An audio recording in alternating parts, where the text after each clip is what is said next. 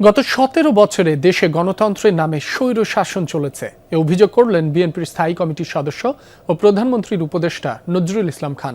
বলেন, যারা ভোট দিয়ে বিএনপিকে ক্ষমতায় এনেছে তাদের পাশে থাকবে সরকার। সাবেক প্রধানমন্ত্রী ও জাতীয় পার্টির সাবেক চেয়ারম্যান কাজী জাফর আহমেদের ১১তম মৃত্যুবার্ষিকী স্মরণে আয়োজিত সভায় তিনি এসব কথা বলেন। রাষ্ট্র পরিচালনায় ৬ মাস যথেষ্ট নয় উল্লেখ করে বিরোধী দলকে সহযোগিতার মনোভাব নিয়ে এগিয়ে আসার আহ্বান জানান তিনি। সরকার যেসব কর্মসূচি হাতে নিয়েছে তা যথাসময়ে বাস্তবায়ন করা হবে বলেও জানান তিনি। সরকার নিজস্ব নিয়মে দেশ পরিচালনা করছে, জনগণের কোনো পরামর্শ থাকলে সরকারকে তা দেওয়ার আহ্বান জানান তিনি। জনগণকে ধৈর্য ধরার আহ্বান জানিয়ে নজরুল ইসলাম খান বলেন, ১৭ বছরের জঞ্জাল মুক্ত করতে সময় লাগবে।